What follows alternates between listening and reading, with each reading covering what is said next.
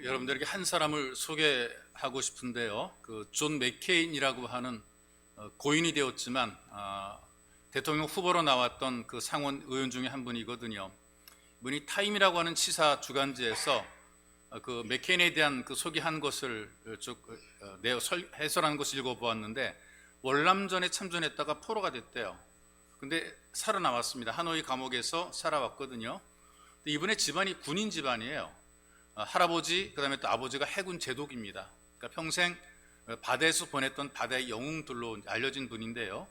근데 맥케인이 월맹군의 포로가 되어가지고 수용소에서 살게 되었을 때에 오히려 아버지보다 할아버지보다 훨씬 더 놀라운 정쟁 영웅이 됩니다. 왜냐하면은 이분이 감옥에 갇혀 있을 때에 그 깨달은 것에 대해서 이제 그 청중들에게 그 소개를 하는 그런 그 시간이 있었는데, 토방의 그 독방에서 벽에 쓴 글자를 봤대요. 거기 이런 글자가 쓰여져 있었답니다. 나는 전능하신 하나님 아버지를 믿는다. 누군가 이 사람보다 먼저 포로가 됐던 사람이 거기서 그 고초를 겪으면서 이걸 고백을 한 것 같아요. 들쭉날쭉 새겨놓은 글인데, 이 글귀를 읽으면서 2년 반 동안 혼자서 갇힌 그 토굴의 그 감옥에서 자기를 고독에서 지켜주었다는 이제 그런 고백을 하게 됩니다. 이분의 말 한마디 때문에 그 사람들이 감동받은 것은 아니고요. 월맹군과 포로 협상을 하게 돼서 그때 맥케인의 아버지가 해군 제독 출신으로 군 인맥을 다 동원해가지고 자기 아들을 먼저 빼내려고 그런 거죠. 모든 아버지의 마음이 똑같잖아요. 내 아들은 고난에 당하지 않고 내 아들은 그런 그 힘든 죽음의 사지에서 벗어나기를 바라는 것은 모든 아버지, 모든 부모들의 마음이 다 똑같을 거예요. 맥케인의 아버지도 마찬가지입니다. 다른 군인들이 거기 많이 포로가 있었지만 그러나 먼저 내 아들이 석방되기를 간절히 바랐던 거죠. 그래서 인맥을 동원해서 드디어 아들을 먼저 빼낼 수 있는 길이 열리게 되었는데 아들이 거절합니다. 아들이 맥케인이 거절합니다. 다른 모든 포로가 석방되기 전까지 난 나갈 수 없다. 여기에서 더 많이 감동을 받은 거예요. 말 한마디가 아니라 이분이 보여준 삶의 태도가 많은 사람에게 감동을 준 것이란 말이죠. 그는 장교입니다. 많은 부하 장병들을 거느리고 있었죠. 자기와 함께하는 공동체를 위해서 보냄받은 책임 있는 그 책임감을 느끼는 사람입니다. 지휘관이거든요. 다른 사람에게 본이 돼야 되는 것이란 말이죠. 근데 본이 되라고 보냈는데 다른 자기 부하 장병들은 다 죽어도 괜찮고 나만 살아나오면 된다? 이거는 어떤 지휘관의 자격이 없는 것입니다. 그런데 나는 죽어도 좋으니 내 부하들을 다 살려내라, 이런 책임 있는 그 행동을 보이게 되었을 때에 많은 사람들이 맥케인에게 당신은 충분히 자격이 있다, 책임감은 있는 사람이다, 그러니 조국을 위해 일하라, 그래서 국회로 보낸 것이고요. 또 국회에 나갔더니 대통령 후보로 이 사람을 추대한 것이죠. 자기 앞가림을 했거나 이기적인 사람이라면 이 사람을 지지하지 않았을 겁니다. 국회로 보내지도 않았을 것이고요. 여러분, 많은 사람들 가운데 어떤 직이 있게 되거나 자리에 있게 되면 그 자리에서 그 직에서 자기 일을, 내가 하고 싶은 일만 하는 거예요. 내 목적만 성취하려고 일하는 사람들이 있어요. 자기 욕심이 있어요. 이것도 해보고 저것도 해보고 자리에 맡겨 그 자리에 올려주었더니 그걸 하는 거예요. 많은 공동체들 위해서 일하는 것이 아니라 자기가 하고 싶은 그 일을 뽑아서 그 일을 한단 말이죠. 그리고 생색을 자기가 낸단 말이죠. 어떤 사람은 일하면서 돼도 그만 안 돼도 그만, 그런 마음으로 일하는 분들이 있어요. 이건 역시 보냄받은 사람은 아닌 거죠. 보낼 만한 사람도 아니고 보냄받은 사람도 아닌 겁니다. 보냄받은 일꾼들, 누가 보냄받은 사람이냐? 지금 여기에 소개된 사람들이 바로 보냄받은 사람들인데요. 먼저 바울이 먼저 보냄을 받아서 교회를 설립을 하게 되죠. 교회를 설립하고 하나님의 은혜 공동체가 만들어지게 되는데 어렵습니다. 교회가 힘들고 어려워지게 되고, 그리고 궁금합니다. 그 교회 누군가를 보내서 그 교회의 믿음을 강화시키고 그 교회를 돌보기를 간절히 원했던 것이죠. 그래서 결국에는 복음을 전하는 디모데를, 이 바울의 제자인 디모데를 보내기로 작정을 합니다. 왜냐하면 디모데는 갈만한 자격, 갈만한 조격, 어떤 그 조건, 갈만한 실력을 가지고 있기 때문에 그러는 거예요. 그래서 지금 이런 말로 시작하는 거예요. 우리말로 번역하면 이렇습니다. 우리가 참다 못해서 우리만 아테네에 남아있기로 하고, 가보고 싶은데 다는 못 가니까 우리는 남아있고, 우리 형제고 그리스도의 복음을 전하는 하나님의 일꾼인 디모데를 여러분들에게 보냈습니다. 바로 이 디모데가 여러분들을 굳건하게 하고 여러분들의 믿음을 격려하고 여러 가지 환난 속에서 여러분들 흔들리지 않게 하기 위해서 이 디모데를 보내는 것입니다 라고 하면서 이 디모데를 보내는 목적을 이야기해 주는 것입니다. 사람들이 살면서 어려운 일을 만나게 될 때 누군가 나에게 와서 위로가 되고 격려가 되게 되면 힘이 생기게 돼 있거든요. 이 데살로니가 교회가 어렵습니다. 누군가 가서 그 믿음을 좀 돌봐주면 참 좋을 터인데 누가 갈까? 거기에 갈 만한 사람이 바로 디모데가 되는 것이죠. 왜 그러냐? 그 어려운 일도 계속해서 만나게 되면요 흔들리게 돼요. 그 잠깐은 견디게 되는데 길어지게 되면 이게 감당하지 못하고 무너지기 쉬운 것이죠. 그래서 그 무너지기 전에 누군가를 보내서 흔들리는 믿음을 붙잡아 줄 필요가 있는 것이고 그들을 위로해 줄 필요가 있는 것이란 말이죠. 왜냐하면 고난을 당해도요 고난당하는 이유를 분명하게 알게 되면 그래도 견딜 수가 있는데 이유를 모르게 당하는 고난들이 있단 말이죠. 예를 들면 이 데살로니가 성도들이 지금 고난을 많이 당해요. 자기들이 잘못 살아 당하는 것 아니에요. 거짓말하고 사기치고 그래서 당하는 고난이 아닙니다. 남들 등쳐먹고 속여먹어서 당하는 고난이 아니란 말이죠. 어떤 징계를 받는 것도 아니에요. 잘못을 많이 해서 징계를 받아 당하는 고난도 아니고 거짓말해서 받는 그런 것도 아니고 또 반란을 일으키거나 국가의 정책에 반대해서 그 고난을 받는 것도 아니란 말이죠. 또 너무나 자기가 어리석어서 어떤 고난을 겪는 사람도 있어요. 사기당하는 사람도 있잖아요. 자기가 어리석어서 보이스피싱 있잖아요. 보이스피싱 당하는 것도 본인이 잘못한 거죠. 본인이 속아서 그 손해를 보는 그런 경우도 있단 말이죠. 그러니까 내가 어리석거나 내가 부족하거나 내가 못나서 이런 고난을 당하는 것이 아닌 거예요. 그럼 왜 고난을 당하느냐? 아무것도 없고 예수 믿는 것 때문에, 신앙생활 하는 것 때문에 이런 고난을 겪게 되는 거죠. 이걸 누가 가장 공감하느냐 하면은 사도 바울은 이것을 가장 많이 공감해요. 왜? 자기도 예수 믿지 않을 때에 예수 믿는다는 이유 때문에 성도들을 테러했거든요. 그들이 무슨 자기한테 끼친 것도 없고 자기에게 손해 끼친 것도 없고 자기한테 잘못한 것도 없어요. 그럼에도 불구하고 이 사도 바울이 예수 믿기 전에, 사도가 되기 전에 그는 예수 믿는 사람 핍박할 때 다만 너 왜 예수 믿어? 이것 때문에 핍박한 거란 말이죠. 그래서 그는 아는 거예요. 왜 고난을 당하는지 공감을 할 수 있는 것이란 말이죠. 그리고 예수님을 영접한 이후에 자기가 예수를 전한다는 이유 때문에 자기도 또 테러를 당했어요. 예전엔 자기가 테러를 했었어요. 근데 지금 예수 믿고 나서 자기가 지금 테러를 당해요. 그러니 당할 때도 알고, 자기가 가할 때도 테러를 가할 때도 알고 테러를 당해보니까 그때 그 심정을 다 이해하게 된 것이죠. 그리고 환난도 알고 유혹도 잘 알고 있습니다.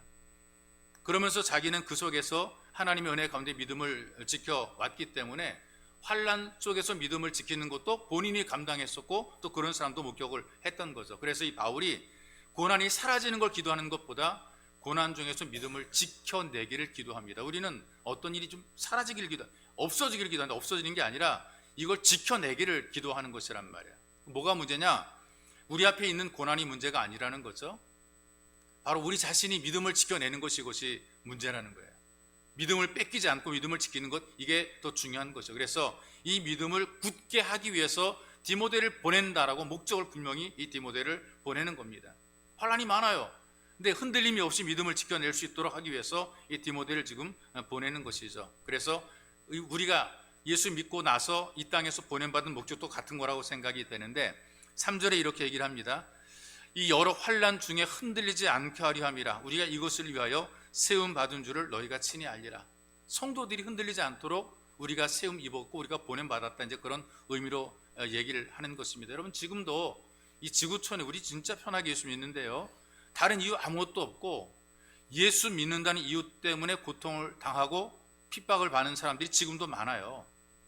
신앙의 자유를 찾아 고향을 떠나는 사람이 있고요, 떠날 엄두를 못 내는 사람들은 그걸 견디다가 신앙을 포기하는 사람들이 있고요, 생명의 위협을 당하지요, 경제적으로 먹고 살 수 있는 직업도 잃어버리죠, 자녀들의 미래도 어둡지요.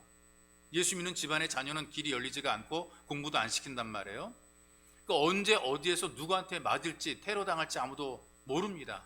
예배 끝나고 나가는데 그냥 막 총을 난사하는 이런 일들이 만들어지기도 하고요, 예배를 드리는데 폭주류탄을 던져서 사람을 살상하는 그런 문제도 만들어지기도 하는 거죠. 그러니 죽음을 각오하지 않으면 이 믿음을 지켜낼 수 없는 겁니다.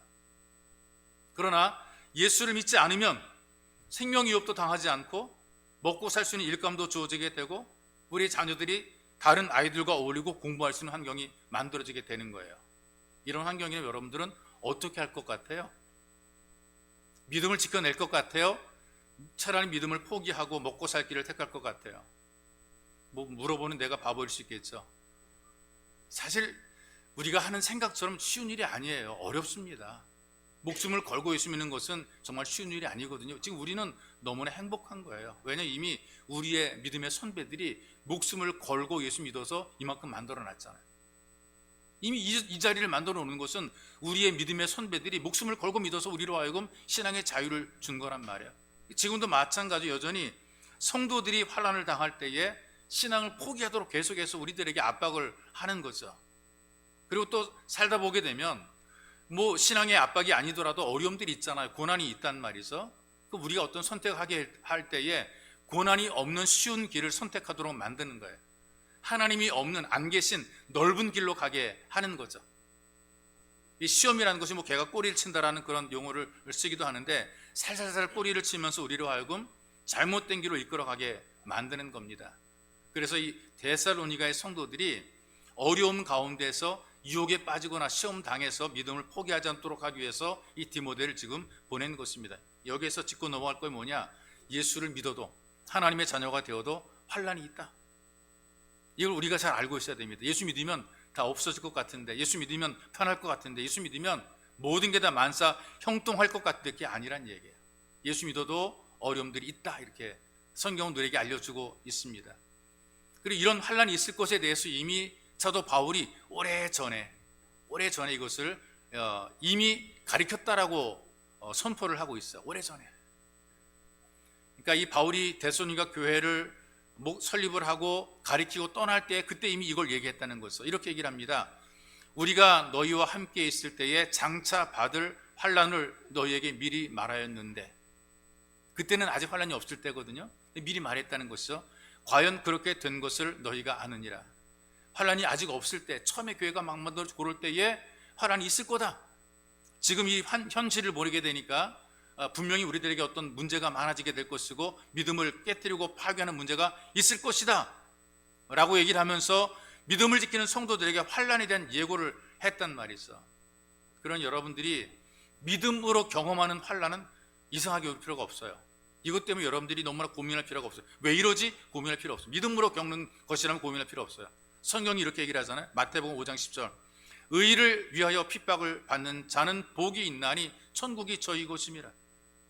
안 되고 환난을 당할 때 의를 위하여 믿음을 지키려고 핍박을 받을 때 복이 있다. 천국이 우리 것이다. 사도행전 14장 20절에 하나님 나라에 들어가려면 많은 환난을 겪어야 할 것이니라 얘기를 하고 있어요. 베드로전서 4장 12절입니다. 사랑하는 자들아, 너희를 연단하려고 오는 불시험을 이상한 일을 당하는 것 같이 이상히 여기지 말고, 고난을 당하는 거란 말이죠. 초대교회 이때는 육체적이고 외적인 고난이죠. 뭐 육체를 고문한다든가 생명을 위협한다든가 재산을 몰수한다든가 이게 이제 환난이 다가오는 거예요. 지금 우리는 그렇습니까? 우리는 이런 일이 없으니까 괜찮아. 근데 외적인 것보다 내면적으로 환경적인 것으로 환난을 당하고 있어요.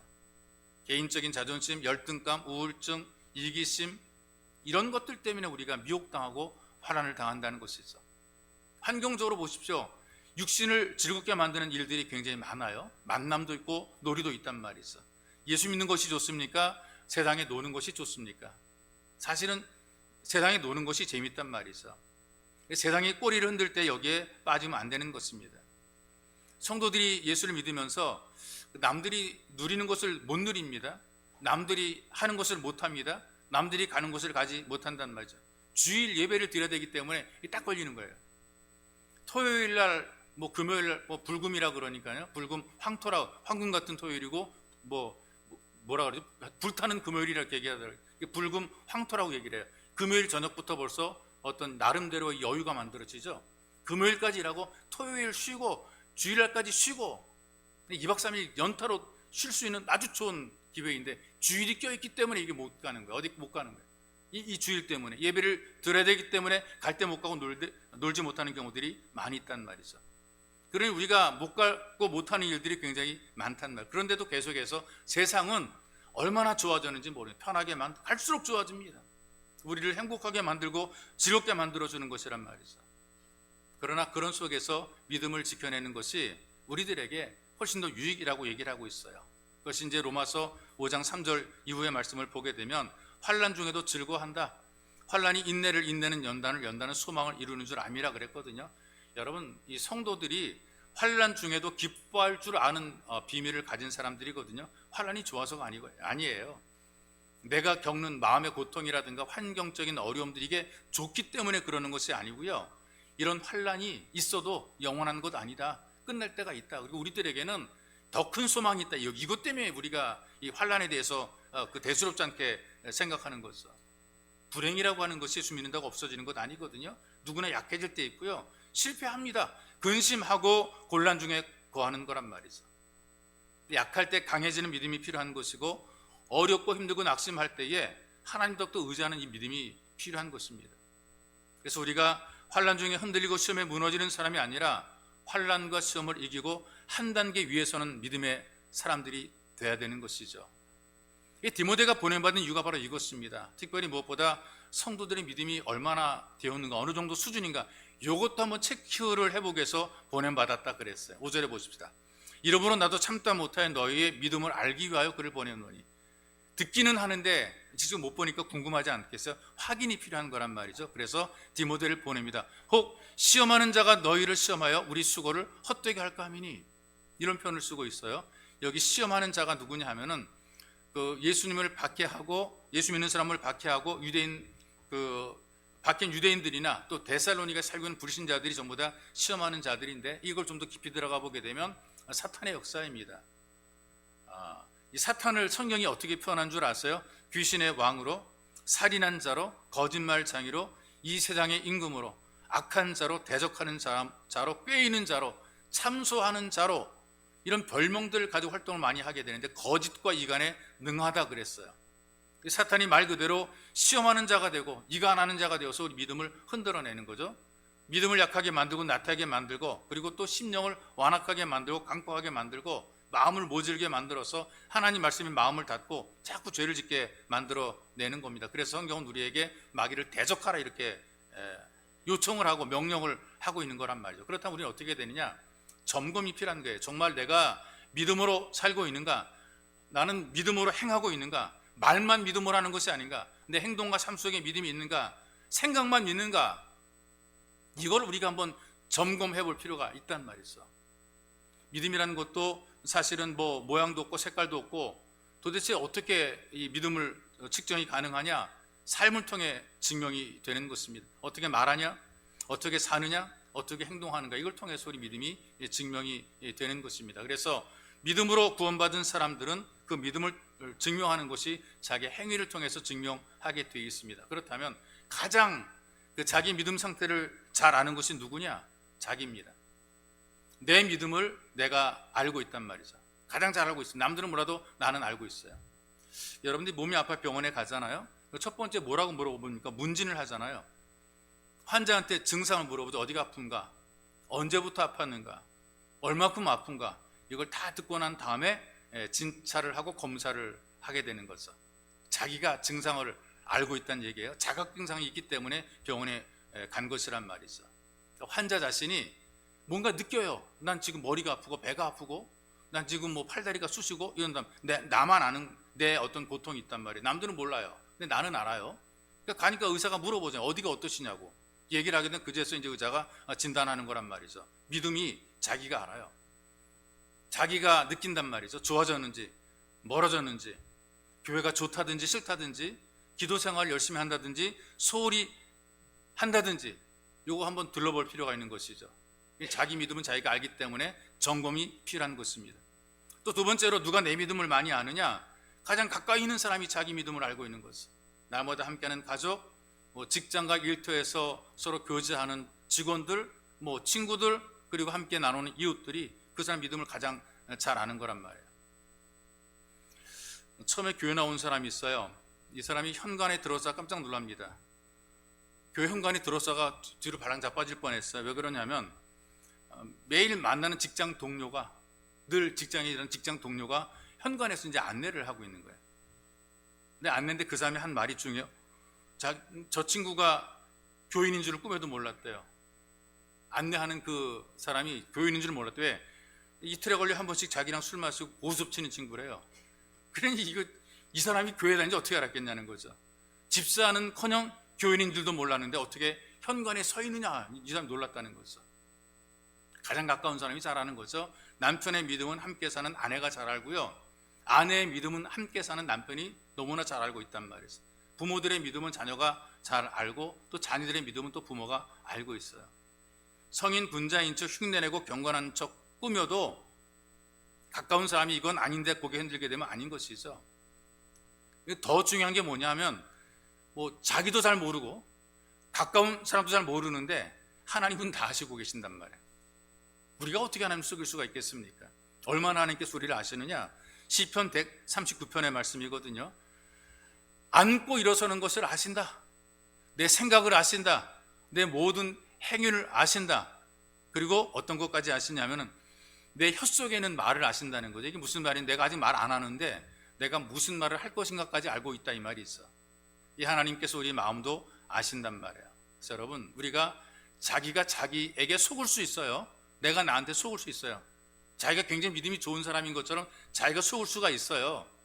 다른 사람의 눈도 속일 수가 있어요. 예수 잘 믿는 사람처럼 얼마든지 포장 가능해요. 남도 속인단 말이죠. 가까운 사람도 속일 수가 있어요. 그런데 하나님은 결코 속이지 못하는 것이죠. 다 감춰도 하나님은 아시기 때문에 그런 것입니다. 그러니 여러분, 절대로 하나님을 허접하게 여겨서는 안 돼요. 하나님 우습게 생각해서는 안 돼요. 다 알고 있는데 하나님을 절대로 우습게 여겨서는 안 돼요. 하나님 못 얻게 해서는 안 된단 말이죠. 여러분, 우리가 확실해야 됩니다. 정말 믿어야 됩니다. 환난 시험이 와도 믿음을 지켜내야 돼요. 하나님 앞에 보여드릴 우리 믿음이 있어야 되는 거죠. 바로 이 믿음이 모든 환난의 소리를 견디게 하고, 모든 유혹을 이겨내게 하고, 모든 좋은 것을 내게로 끌어다 주는 이 견인차 역할을 하게 되는 거예요. 믿음을 점검하고 믿음을 회복하고 믿음의 부유한 자가 되게 되면 비로소 우리는 보냄받은 자로서의 역할과 사명을 감당하게 되는 것입니다.